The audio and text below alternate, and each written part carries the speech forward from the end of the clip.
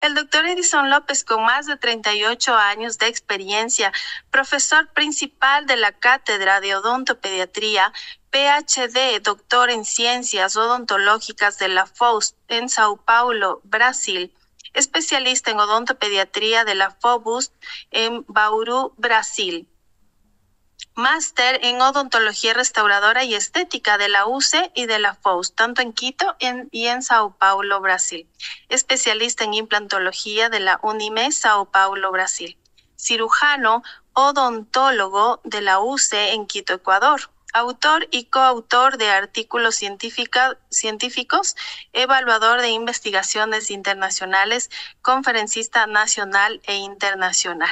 Doctora Claudia López, doctora en odontopediatría y ortodoncia de la Universidad de Sao Paulo, en Brasil, especialista en ortodoncia en Sao Leopoldo Mandic, en Sao Paulo, Brasil.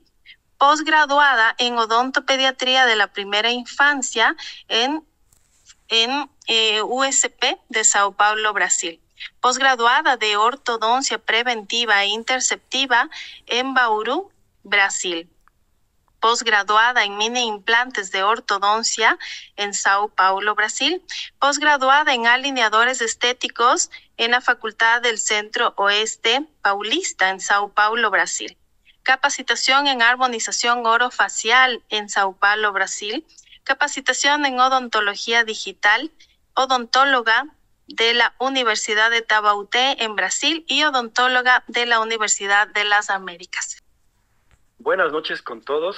Para nosotros es un honor estar con ustedes y hablar un poquito en este tiempo que tenemos, cerca de una hora, para poder explicar rápidamente algunos de los aspectos que se están manejando hoy en lo que se refiere a los últimos protocolos registrados a nivel mundial, a nivel internacional.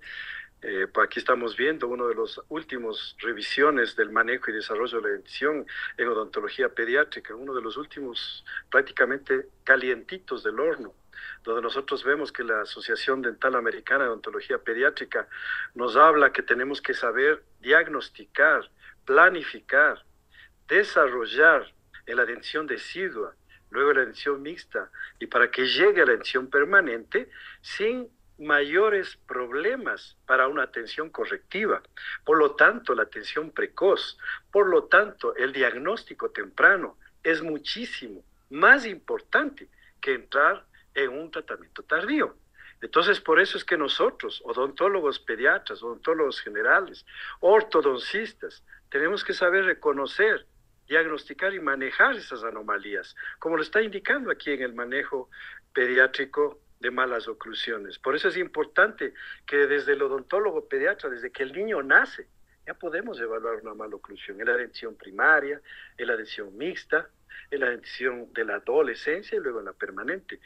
Antiguamente se enfocaba más a la ortodoncia correctiva y se dejaba de lado a los tratamientos preventivos interceptivos a nivel precoz. Pero hoy sabemos que muchas de las anomalías esqueléticas en especial, funcionales, apiñamientos, hábitos orales, comienzan desde la primera infancia. Por lo tanto, es importante conocer el desarrollo craniofacial que estamos planificando con Formacio para el mes de septiembre, 3 días intensivos de poder hablar sobre esta magnitud y luego más adelante, quién sabe, poder empezar modularmente como los otros cursos que tiene planificado Formacio. Entonces es importante el diagnóstico profundo craniofacial del desarrollo para poder diagnosticar y avanzar en esto con métodos interceptivos, preventivos, como se lo hace en otros países. No se lo deja pasar de los 12 años para allá cuando esté el problema y recién pensar en hacer una intercepción o prevención. No, nosotros tenemos que aprender a diagnosticar desde que el niño nace, desde que el niño que tiene año, 2, 3 años en la primera infancia. Y muchos de los problemas podemos evitarnos a futuro. Lo mismo a los 3 a 6 años. Y luego en la primera dentición decidua terminada, que ya está desde los 2,5, 3 hasta los 6 años, de la misma manera desde los 6 hasta los 10 y de los 10 hasta los 12. Entonces tenemos que poder conocer estos para evitar estas anomalías que pueden desarrollarse y presentarse mucho más grave más adelante. Por lo tanto, un tratamiento que puede ser muy largo como podemos hablar ahora rápidamente, unos 2, 3 casitos por ahí, que podremos mejorar diagnosticando, reconociendo estas anomalías lo más tempranamente posible. Por eso es importante conocer esto, recordar esto que muchos los hemos dado en clases desde tercero, cuarto, quinto año, en cursos de actualización, en pregrado y obviamente en posgrado, para que esto se pueda conocer lo más prontamente posible y no esperar cuando ya el problema está grave. Aquí tenemos otro también de los protocolos que nos enviaron anteriormente, donde nos hablan de revertir el crecimiento adverso que puede tener un niño, de prevenir una desarmonía dentaria esquelética, de mejorar la estética y la sonrisa para mejorar aún más la autoimagen, que hoy en día el bullying y todo esto en los niños, en escuelas y colegios y universidades está de moda. Mejorar la oclusión, la función, para que el niño tenga una mejor oclusión. Y así nos podemos evitar una serie de problemas quirúrgicos, una serie de problemas más costosos pasado el crecimiento del paciente o complicados. Aquí tenemos un estudio que publicamos y fue parte de la investigación del doctorado que participamos, ustedes pueden ver aquí con líneas rojas, varios colegas que participamos en el doctorado con varias variables, como era periodoncia, como era caries, como era maloclusión, que es la que yo manejé, la doctora Quesada, el doctor Medina, la doctora Álvarez, la doctora Balseca, y ya fue publicado este primer artículo. Entonces, qué bueno, miren, los resultados de unas primeras investigaciones ya están en una revista, yo les digo vulgarmente con mis colegas estudiantes y colegas de la Asociación Ecuatoriana, ya está publicada en la BMC Oral Health, ya está al alcance de todos, calientito. Estudio epidemiológico en niños de 12 años, realizado esta investigación epidemiológica para el mundo, 2019, BMC Oral Health. Y ahí vimos nosotros que alcanzamos a tener, según este índice, que no lo conocíamos antes, pero lo recomienda la OPS, obtuvimos que sin maloclusión en Quito, al norte, centro y al sur de la ciudad, distrito metropolitano, teníamos solo 37%. Maloclusión definida, 36%. Maloclusión grave e incapacitante del 17 al 7%. Lo que quiere decir que hablar de una maloclusión, estamos hablando de alrededor del 65% que presentan los niños hoy en día aquí en Quito. Revista publicada, como ustedes vieron, en una revista de impacto internacional.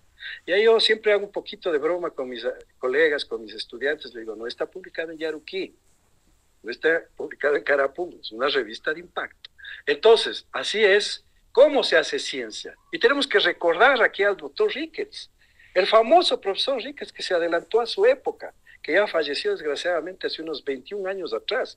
¿Qué decía el doctor Ricketts? Y nunca me voy a olvidar que tuve la oportunidad de verle en persona al doctor Ricketts aquí en el Ecuador hace más o menos unos 30 y pico de años atrás.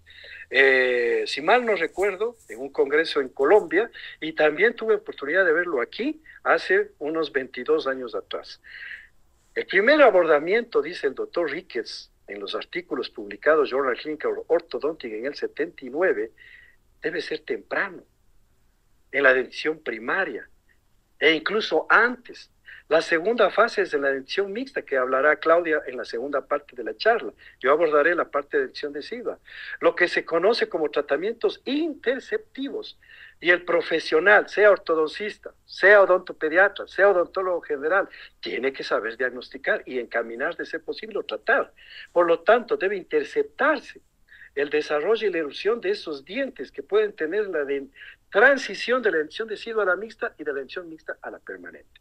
Y luego, obviamente, llega una fase correctiva donde muchas veces ya los asuntos de una anomalía tal o cual ya está presente en el paciente.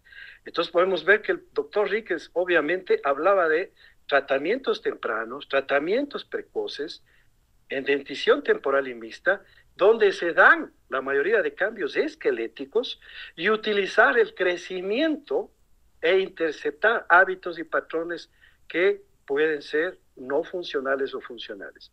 Pensar en el maxilar o en los maxilares y mandíbula en el paciente en un conjunto, no solo pensar en dientes, sino devolver se puede decir, una armonía en la fase y en la oclusión del paciente. Entonces esto ya lo decía el doctor Ricketts, años atrás, casi 50 años atrás, que era su filosofía.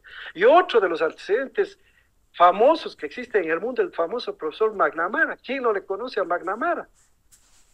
Lanzó sus libros, sus artículos en las universidades de mayor peso en el mundo, donde él habla de trabajos en maloclusión clase 1, clase 2 y clase 3, porque también puede presentarse en la clase 1. Y habla en la atención mixta temprana de arreglar, corregir, diagnosticar precozmente, tempranamente, 3 veces la clase 1 en tensión mixta temprana. Estamos hablando de tensión 6, 7, 8 años, 9, 10 años. Expansión rápida maxilar, la clase 2, tensión mixta temprana. Y la clase 3, dentición mixta temprana, también. Así como la clase 3 en dentición decidua. Miren, y la clase 1 también. Luego nos habla de la dentición mixta tardía, con 2 cruces. La clase 1, la clase 2, dentición mixta tardía, cuando está el mayor crecimiento prepuberal. Y la clase 3, también en dentición mixta tardía. Pero él le da a la clase 3 más puntuación en dentición decidua y mixta temprana. Ojo, lo mismo acá cuando hablamos de dentición permanente. La clase 2, él habla en máximo crecimiento prepuberal pasado los 12 años. Entonces estamos hablando el mismo idioma que McNamara. Así es como, por ejemplo, las evidencias hoy en día ya no solamente son de casos clínicos, ya no son casos de corte, ahora estamos hablando de revisiones sistemáticas, metaanálisis, donde toda la evidencia científica se pone a todo nivel, según Murad en el 2016. Entonces, ¿qué es importante hoy en día? Prevenir. ¿Qué es importante ahora? Tratar lo más precozmente, lo más tempranamente posible, como la ortodoncia preventiva interceptiva que nos ayuda a prevenir las malas oclusiones. Desde los bebés, primera, segunda infancia. Ortodoncia interceptiva, tratar las malas oclusiones de dentición decidua, dentición mixta temprana. Y así es como vemos que la ortodoncia interceptiva que debemos tratar, es importante saber y conocerla cuándo tratar, cuándo es el objetivo. ¿Cuándo es la meta terapéutica que debo hacer? ¿Por qué tratar temprano o por qué yo puedo esperar? Y no esperar tardíamente casos que muchas de las veces podríamos tener en los casos que ya pasó el crecimiento y ya es muy tarde y va a una cirugía o un tratamiento con extracciones. Entonces es importante esto porque una clase 3 puede ser tratada lo más tempranamente posible. Una mordida cruzada igual. Miren lo que hace y publica la Asociación Americana de Ortodoncia. ¿Cuáles son los tratamientos interceptivos, dice la Asociación Americana? ¿Qué debemos tratar? Mordida cruzada. Esto es sacado de la Asociación Americana, pero ellos también hablan de una ortodoncia interceptiva. ¿Cuáles son los problemas? En crecimiento se puede observar y se puede diagnosticar, tratar. Mordida cruzada, lógico, eso lo hemos venido haciendo ya más de 38 años.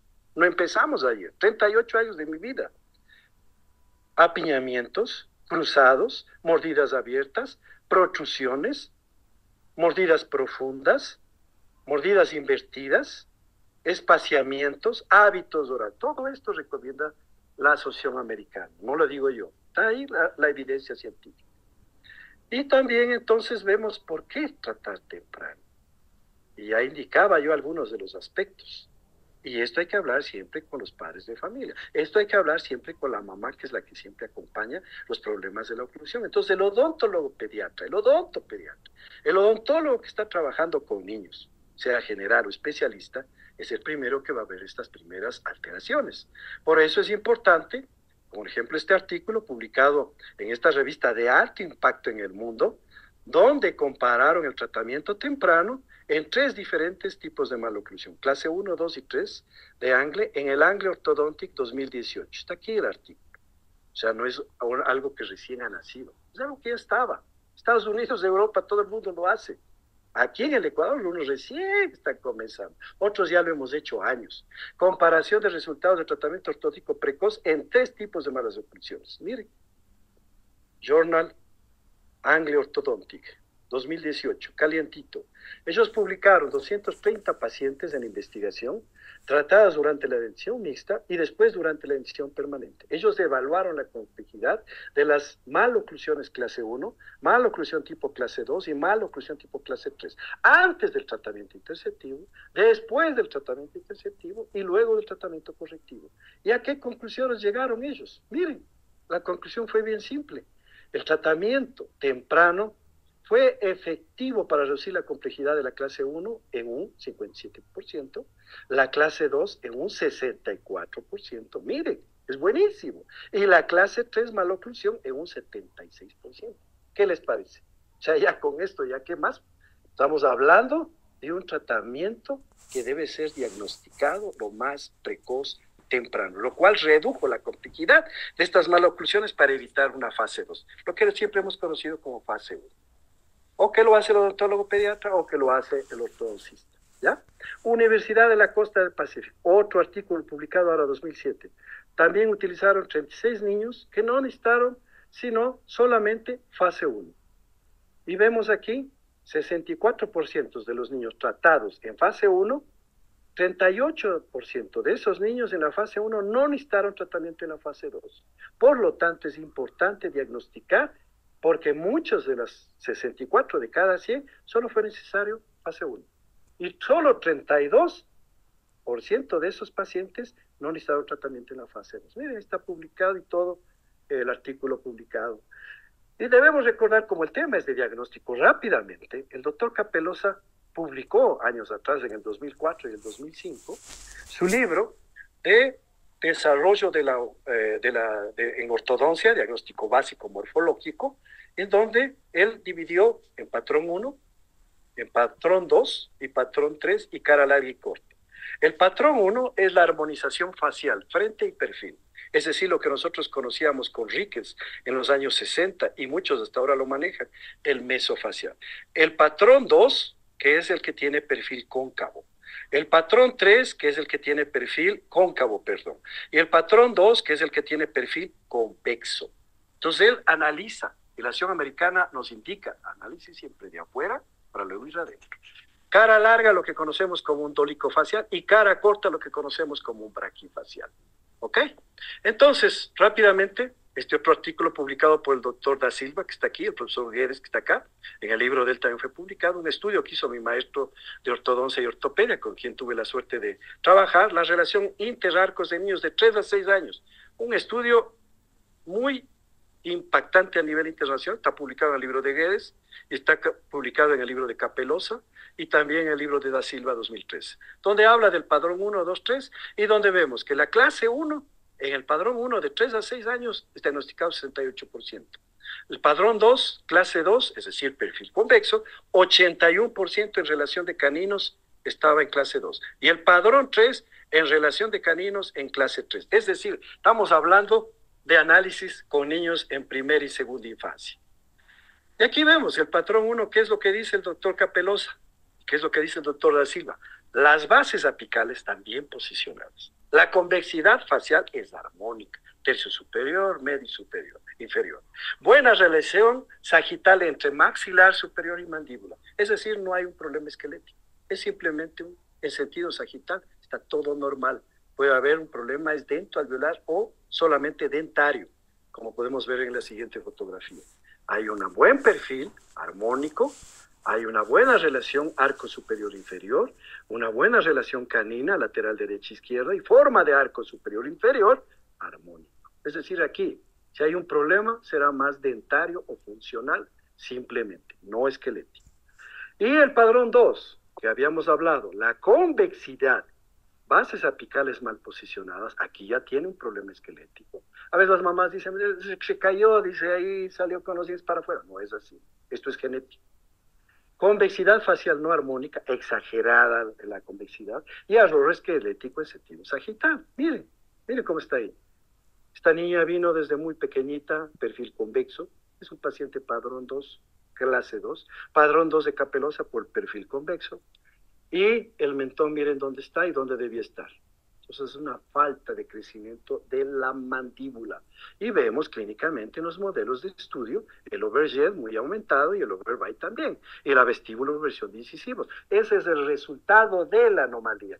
No vamos a arreglar eso. Lo que vamos a arreglar es la origen. ¿Cuál es el origen? Problema mandibular en este caso. Porque otras veces no es solo mandibular. Puede ser que la mandíbula esté retrógrada, puede ser que el maxilar está protruido. Aquí estamos viendo ya clínicamente que hay falta de crecimiento de la mandíbula. No es solo el mentón, es la mandíbula. Y esto es lo que nos presenta en la imagen. ¿Ok?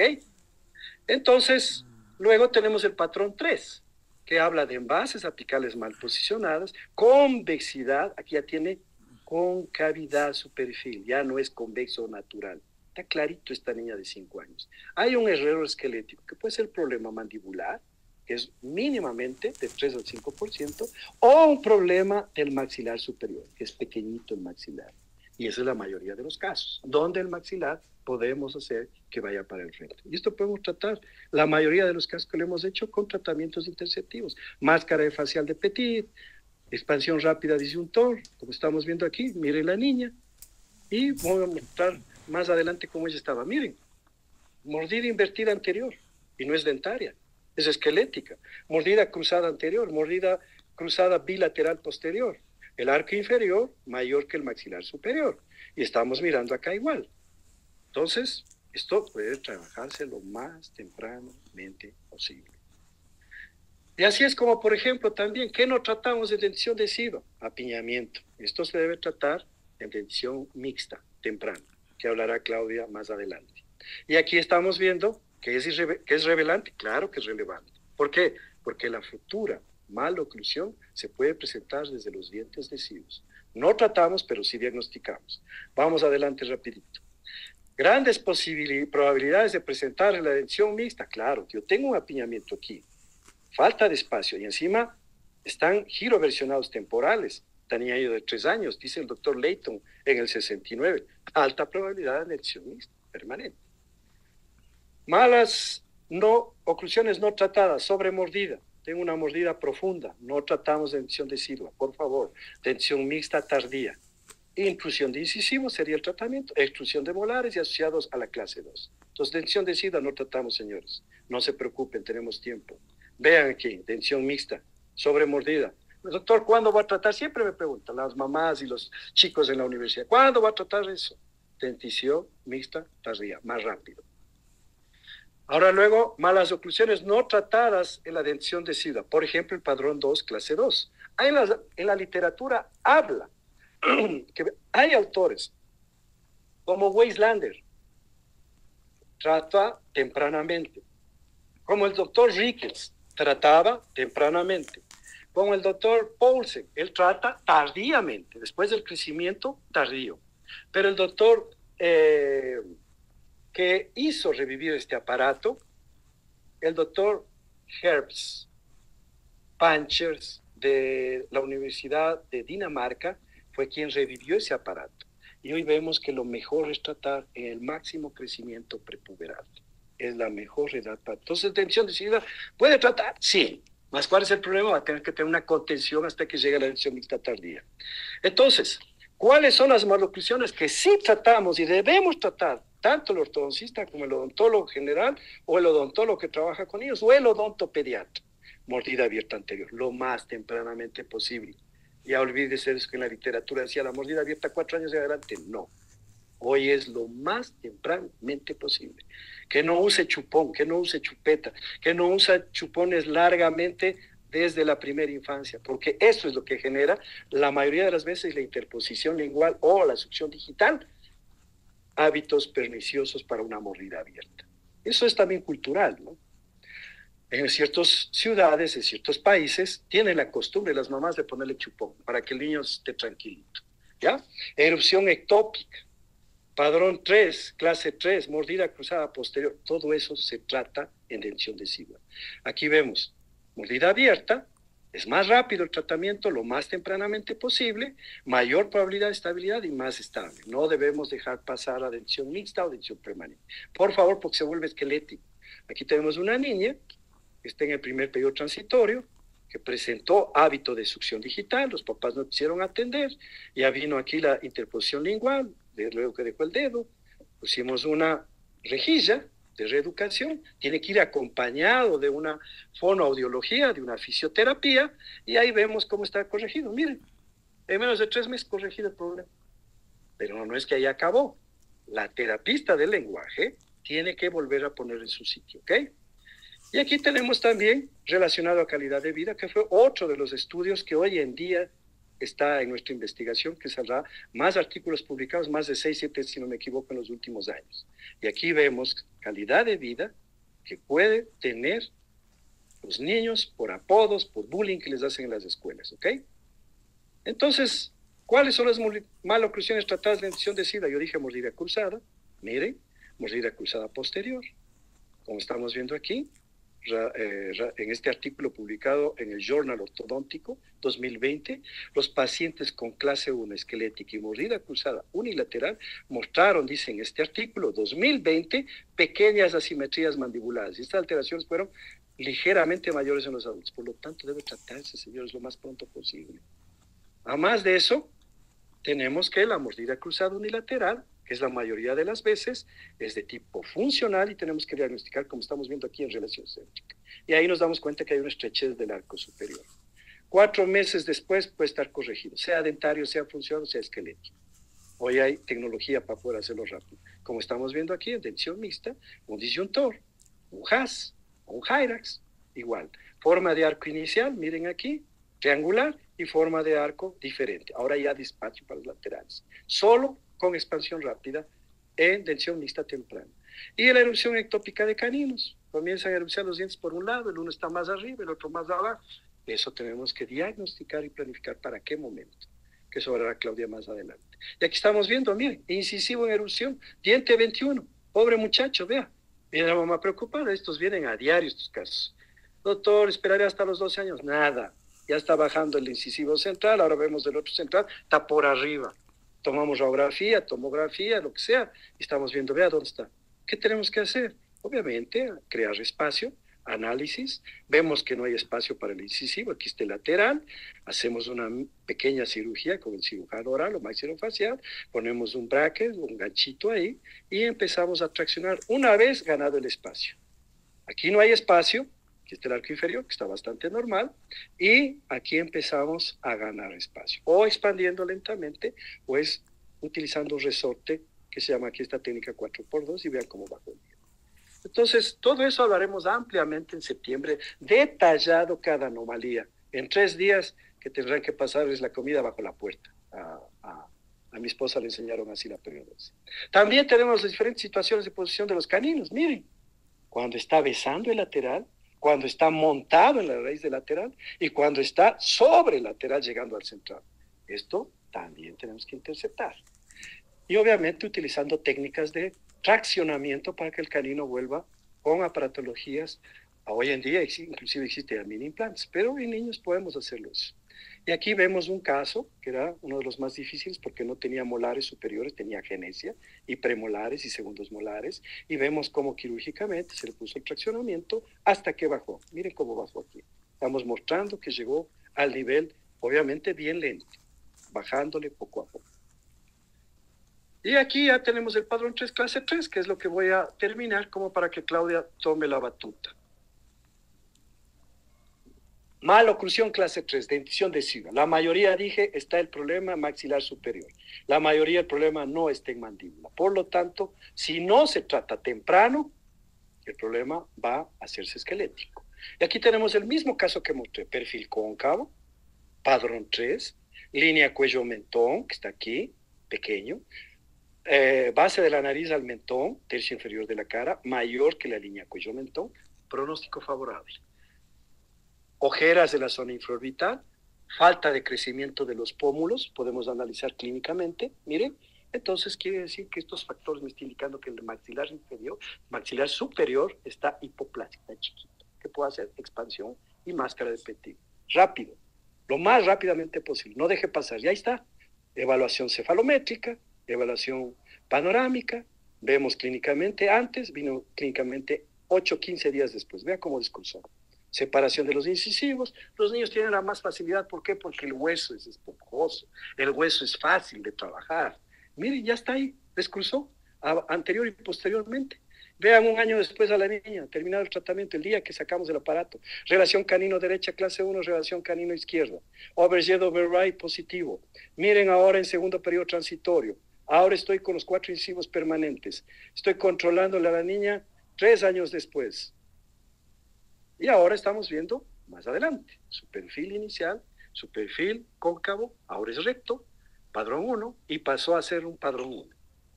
Ya no es más padrón 3. Y miren acá, la niña, como 20 años después, porque ahora está en la universidad. Miren, 20 años después, padrón 3, clase 3, ahora pasó a ser un padrón 1, clase 1. Miren, y si le podemos dejar en clase 2, mejor. Vea el perfil, qué hermoso. Respecto a las maloclusiones tratadas en la dentición mixta, vamos a tratar apiñamiento primario, trastornos eruptivos, sobremordida, padrón clase 2, padrón 2 y clase 2, padrón 3 y clase 3. Entonces, nosotros tenemos que saber qué es el apiñamiento primario y qué es el apiñamiento temporal. El apiñamiento dental es diagnosticado en la dentición decidua y es poco relevante y se presenta aproximadamente en el 10% de los niños.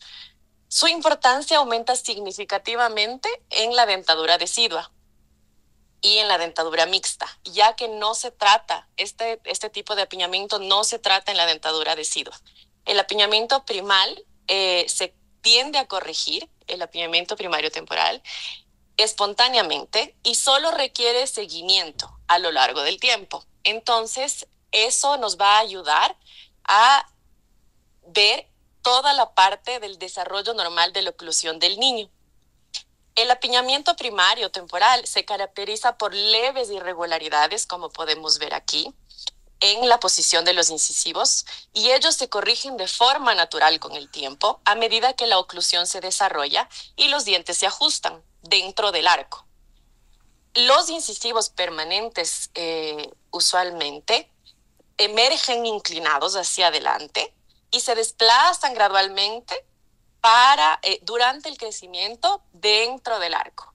Entonces, en este caso, y lo más importante siempre durante nuestros tratamientos, es saber reconocer qué tipo de maloclusión necesita ser tratada y qué tipo de maloclusión necesita ser acompañada. ¿Para qué? Para evitar sobretratamientos que no son necesarios y que van a interferir en el desarrollo normal de la oclusión de los niños. Tenemos también el apiñamiento primario definitivo o ambiental. Entonces, nosotros dentro del diagnóstico tenemos que tener ese diagnóstico diferencial entre el apiñamiento primario temporal y el definitivo para saber cómo manejar terapéuticamente de forma adecuada estos tipos de maloclusiones. El apiñamiento primario definitivo es una maloclusión que requiere tratamiento como una expansión. ¿Por qué? Porque necesitamos ampliar nuestro perímetro del arco para que nuestra masa dentaria logre caber, porque no tenemos espacio.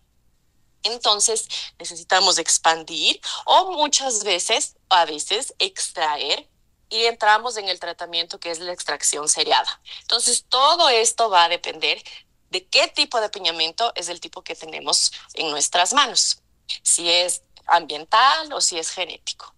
En el caso del ambiental, este puede manifestarse solamente en el arco dentario superior y ese es conocido como un apiñamiento maxilar primario, que es aislado solamente a la maxila. Y este diagnóstico nos va a decir que ocurren dos distintas condiciones asociadas a este tipo de maloclusión, que es una mordida cruzada posterior, una maloclusión clase 2 con deficiencia mandibular. En estos dos casos, el tratamiento se va a centrar en corregir la forma del arco dentario, es decir, corregir el perímetro del arco para que mediante la expansión ortopédica nosotros vamos a ganar arco óseo y para que nuestra masa dentaria quepa y volvamos a tener una normalidad. En la disyunción maxilar, que es la que usamos en estos casos, vamos a aumentar el perímetro y vamos a proporcionar ese espacio que nos está faltando para que los dientes se alineen dentro del arco. Ahora, dentro del apiñamiento primario definitivo, este apiñamiento es genético y necesita ser hacer un seguimiento es el menos frecuente en la práctica clínica y en la mayor de las veces necesita ser diagnosticado. El diagnóstico incluye que los incisivos van a crecer fuera del reborde alveolar, no va a haber un espacio suficiente para que ellos se alineen y también podemos tener presencia de ausencias dentales debido a la falta de espacio. Como no tienen en dónde nacer, entonces no tenemos esas piezas dentales en boca. Entonces, este es considerado genético cuando hay una discrepancia dento-ósea negativa real, es decir, cuando la masa dentaria es totalmente incompatible con las dimensiones del arco que tenemos. Y el tratamiento para este tipo de apiñamiento primario definitivo genético es reducir la masa dentaria mediante, por ejemplo, el tratamiento de extracción seriada. ¿Qué otro tipo de maloclusión tratamos en la dentición mixta? Tratamos padrón clase 2. ¿Por qué dentición mixta y por qué no en la decidua? Porque no podemos alargar el tratamiento durante tanto.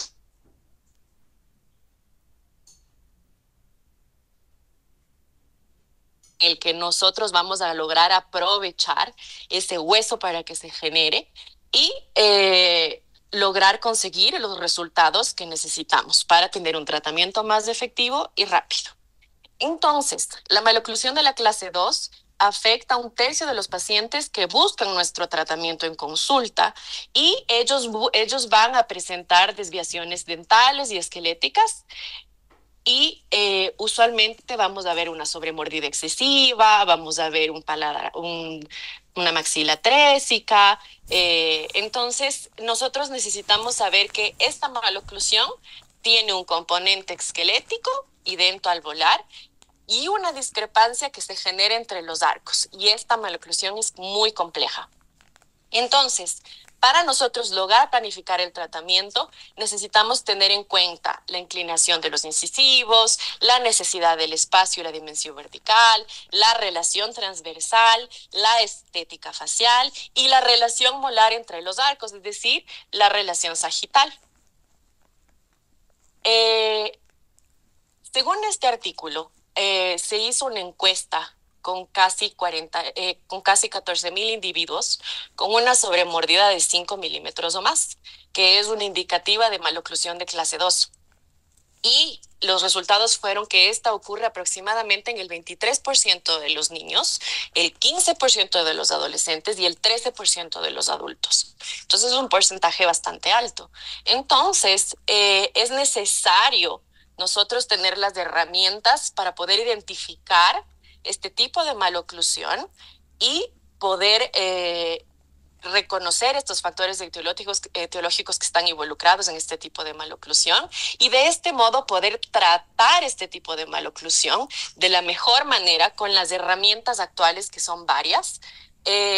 Antes nosotros ortodoncistas tratábamos muchas veces, dependiendo del tipo de severidad de la falta de espacio, con extracciones de premolares superiores e inferiores, para nosotros poder desplazar toda la masa anterior a la parte distalizar y poder corregir esta relación molar. Y también dentro de la dentadura mixta nosotros consideramos el tratamiento sin extracciones, que también logramos provocar un desplazamiento hacia atrás de los molares. Y en las últimas décadas el tratamiento se ha preferido manejar con métodos sin extracciones porque tenemos las herramientas, como les comenté, hacemos expansión, tenemos aparatos que nos ayudan a colocar la maxila y la mandíbula en la posición correcta. Entonces, hoy en día, nosotros contamos con una variedad de técnicas y aparatos intermaxilares que nos ayudan a mover los maxilares y la mandíbula a la posición ideal. En este gráfico, ustedes van a poder ver algunos dispositivos intermaxilares que se usan, como por ejemplo el HERPS, que se desarrolló hace más de un siglo, y él corrige la maloclusión, la mordida de los pacientes clase 2, forzando a la mandíbula inferior hacia adelante, con un sistema de bandas en los molares, y es un sistema rígido de émbolo tubo que logra realizar esta posición y realizar este avance mandibular siempre posterior a una expansión. ¿Por qué? Porque la relación que tenemos de caja-tapa, como una caja literalmente, y una tapa, no es la adecuada. Entonces, logramos realizar esa expansión y entramos a la parte de la protrusión maxilar. Y otro ejemplo es del Jasper Jumper, que también es una modificación del HERVS, y él también permite el movimiento mandibular. Este es un resorte que se integra fácilmente en el tratamiento ortodóntico tradicional y no requiere el retiro de los aparatos fijos, por ejemplo, y se puede usar en la dentición mixta con un arco transpalatino y un arco lingual inferior. Otro dispositivo que también se usa es el MARA, que es un dispositivo fijo que se hizo popular también por corregir la clase 2 y es fabricado con coronas de acero, se coloca en los primeros molares permanentes y se usa en la dentición tardía mixta hacia la adultez.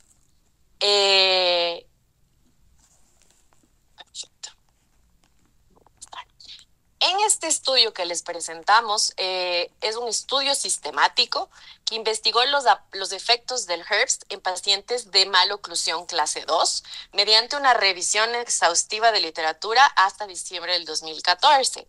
La revisión sistemática, ¿en qué consiste? La revisión sistemática dentro de la ciencia está literalmente en la parte superior de toda la parte de la investigación. ¿Por qué? Porque ella busca en toda la investigación existente en el mundo, toda la literatura, y recopila todos los datos existentes en, ejemplo, ensayos clínicos, que es lo que sigue, como presentamos al inicio, la pirámide de evidencia.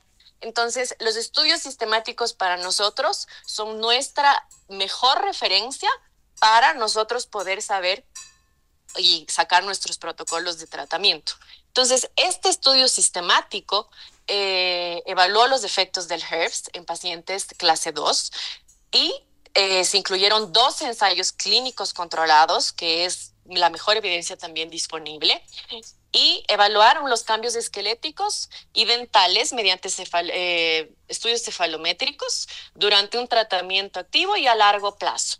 Entonces, los resultados del metaanálisis, el metaanálisis lo logramos hacer cuando tenemos los datos necesarios después de hacer toda la recopilación, mostraron que el HERVS es efectivo para corregir la maloclusión durante el tratamiento activo y destaca cambios significativos en la discrepancia dental y las alteraciones genéticas y las alteraciones esqueléticas, que esta maloclusión presenta. Listo. Además, se observaron diferencias estadísticamente significativas y varias medidas angulares y lineales y parámetros dentro de la cefalometría que mostraron resultados no consistentes entre los estudios. Entonces, eso también es lo maravilloso de la investigación, que no solo nos muestra cosas buenas, sino también cosas en las que las investigaciones necesitan mejorar. Y parte de eso es también el sesgo de publicación, que eso es una parte que a nosotros como dentistas necesitamos saber para lograr tener ese criterio durante nuestra lectura y saber qué es lo que estamos leyendo y cuál es el tipo de información que estamos consumiendo para poder lograr tener nuestros resultados. Y en conclusión de este estudio es que el aparato HERVS mostró efectividad para corregir la maloclusión de clase 2 y mejora la discrepancia dental y generó cambios esqueléticos también. Eso sí está bien. Entonces, ¿qué necesitamos saber? Que la época oportuna del tratamiento es durante el pico de crecimiento.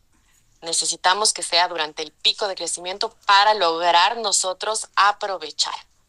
Todas las investigaciones y toda la literatura nos muestra que clase 2 se trata en el pico de crecimiento. ¿Para qué?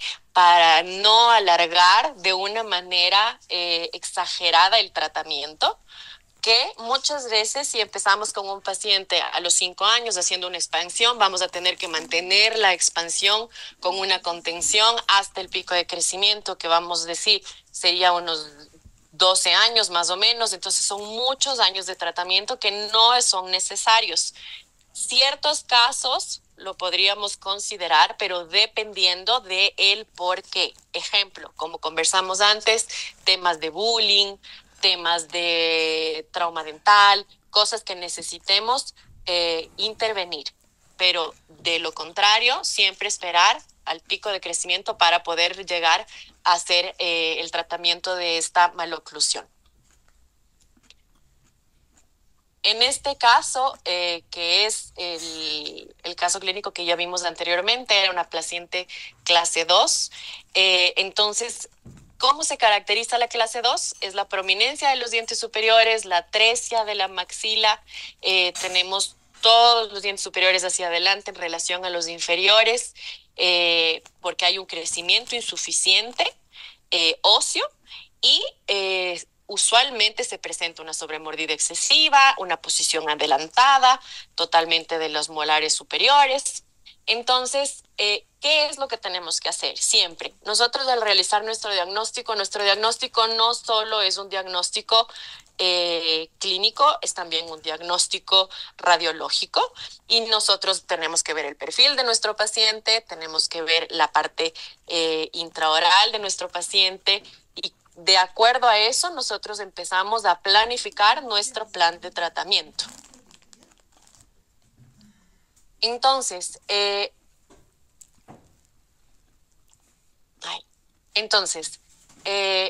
este tipo de maloclusión no afecta solamente la estética facial, como lo vimos anteriormente, que está totalmente, tenemos una mandíbula retrógnata. Entonces, por su perfil convexo, este tipo de maloclusión impacta también la función masticatoria y aumenta el riesgo de los traumatismos dentales. Entonces, es necesario realizar el tratamiento temprano con aparatos ortopédicos para corregir esta condición y conseguir guiar el crecimiento facial y dental adecuado y volver a la normalidad, a la normoclusión. Entonces, al realizar nuestro análisis cefalométrico de esta maloclusión, nosotros tenemos unas mediciones claves que son, por ejemplo, el ángulo SNA, que nos indica la posición de la maxilar superior, el ángulo SNB, posición de la mandíbula, el ángulo ANB, la relación anteroposterior de la maxila y mandíbula. Todo esto es fundamental para evaluar la severidad y las características esqueléticas de la maloclusión. Además, medimos otros puntos en donde evaluamos la altura facial inferior, la longitud maxilar, todo con el fin de detectar la retrognatía mandibular. Y también evaluamos la presencia de sobremordida, la presencia de overjet overbite, y todo esto nos va a generar información esencial para el diagnóstico y para la planificación posterior del tratamiento ortodóntico. Entonces, en este caso, nosotros podemos acompañar la mejoría del perfil y aquí nosotros vamos a ver cuál fue el protocolo de tratamiento.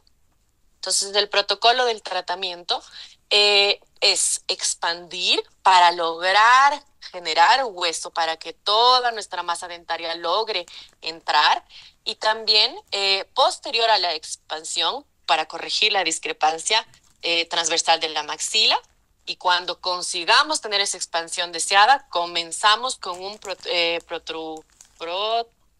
protrusor mandibular, que es del HERS, que consiste, como les expliqué, en bandas que están cementadas y este sistema tubular para poder promover la protección mandibular y corregir la relación clase 2.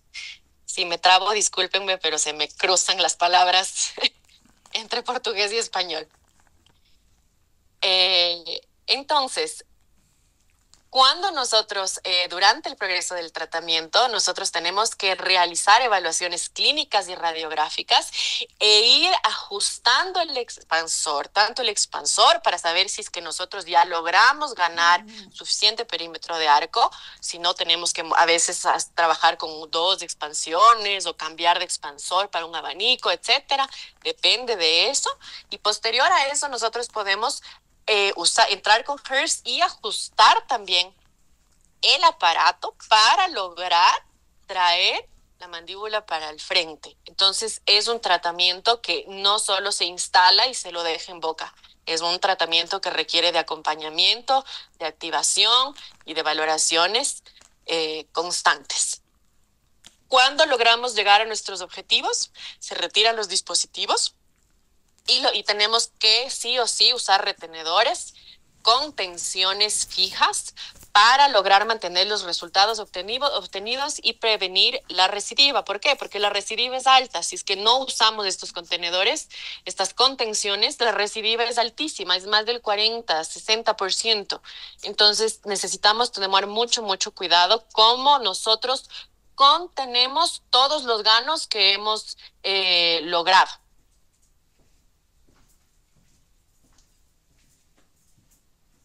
Entonces, el enfoque que nosotros estamos teniendo tiene que ser para ¿qué? Corregir la maloclusión y también asegurar una oclusión funcional y estética a largo plazo.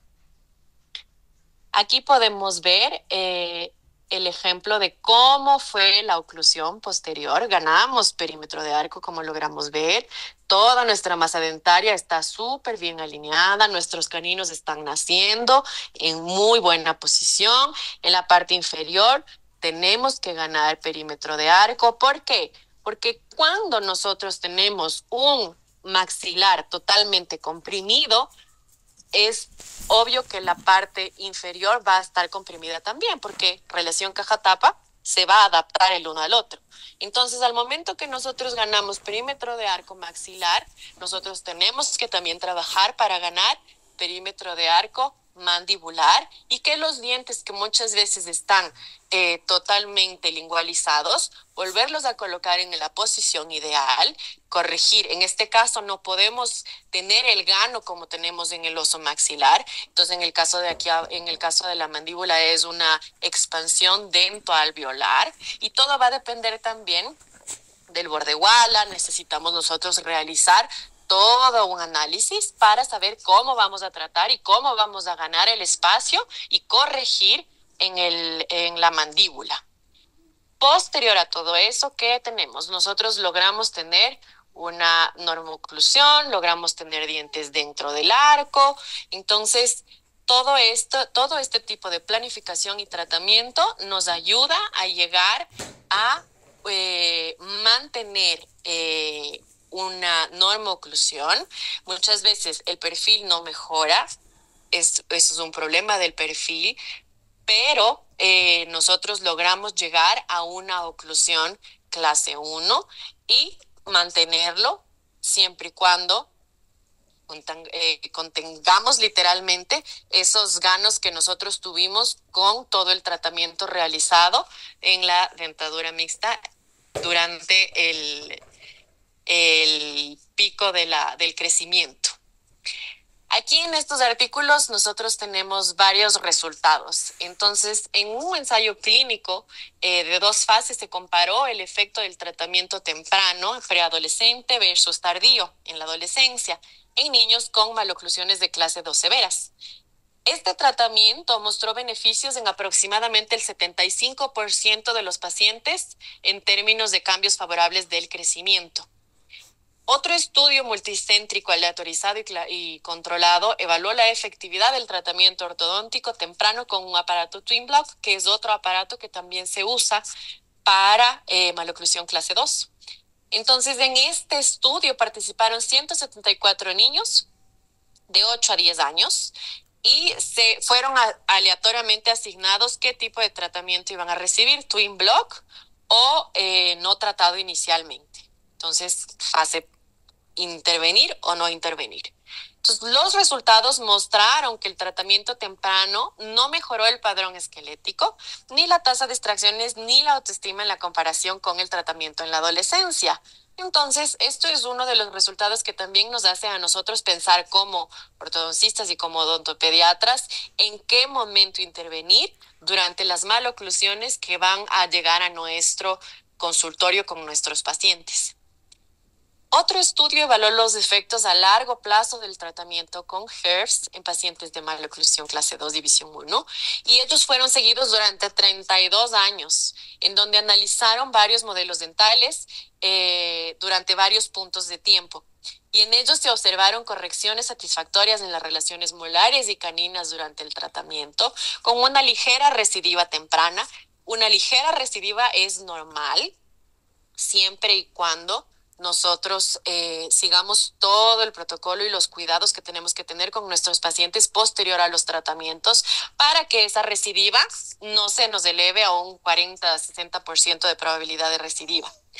Y estabilidad posterior, que eso es uno de los más importantes.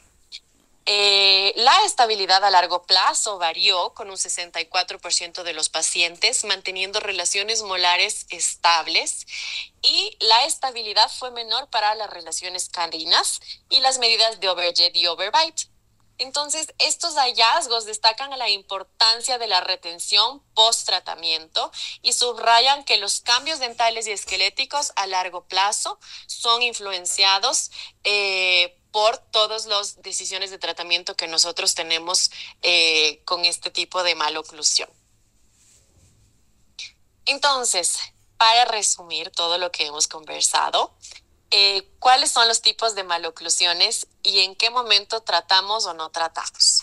Entonces, las maloclusiones que tratamos en la dentadura decidua son mordida abierta, mordida cruzada y clase 3. Clase 3, dentadura decidua sí o sí necesitamos intervenir. No tratadas en la dentadura decidua, apiñamiento, sobremordida y clase 2. Y los tratamientos en la dentadura mixta, ¿cuáles son los que tratamos? Mordida abierta, mordida cruzada, clase 3 también, apiñamiento primario, trastornos eruptivos de los incisivos permanentes, trastornos eruptivos de los molares permanentes, sobremordida y clase 2.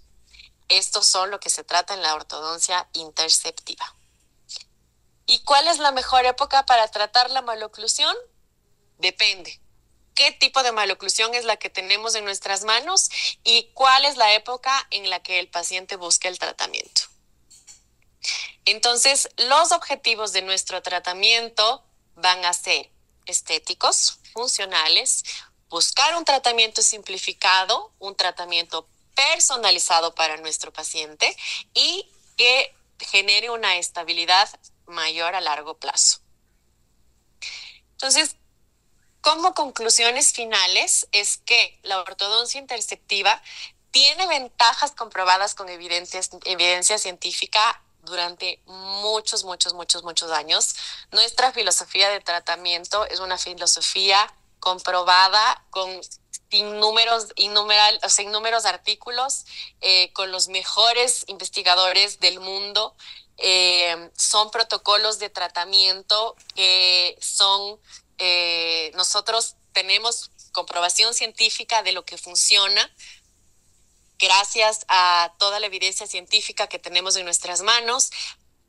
Con eso nosotros logramos tener experiencia clínica en el paciente y también necesitamos tener ese acercamiento con los pacientes y los responsables para lograr tomar una mejor decisión sobre cuál va a ser el tratamiento que nuestro paciente necesita. Y también necesitamos saber que las maloclusiones tratadas tempranamente nos van a proveer de tratamientos menos complejos, una estabilidad mayor a largo plazo y una ortodoncia correctiva más simple. Muchas veces simplemente necesitamos tratar con un 4x2, por ejemplo, y ahora nos vamos a una ortodoncia correctiva de sin fin de años para lograr corregir las discrepancias que tenemos. Y posibilidad de abordar problemas periféricos de manera precoz. En este caso tenemos una mordida cruzada posterior. En este caso, ¿qué hacemos? Expansión para lograr ganar perímetro de arco, como lo hablamos.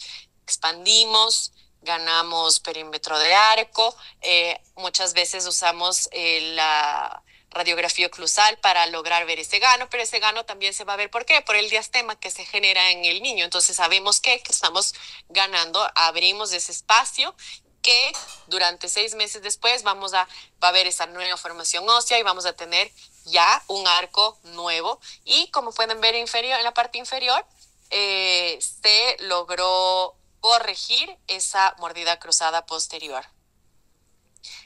En este caso, mordida cruzada posterior también, usada con un expansor, y logramos corregir la maloclusión siguiendo todo el protocolo de tratamiento. Posterior a la expansión, volvemos a evaluar si es que se necesita o no una nueva expansión, y finalmente acompañamos todo el tratamiento, acompañamos a nuestro paciente para ver cómo está esa oclusión y todo lo que viene después.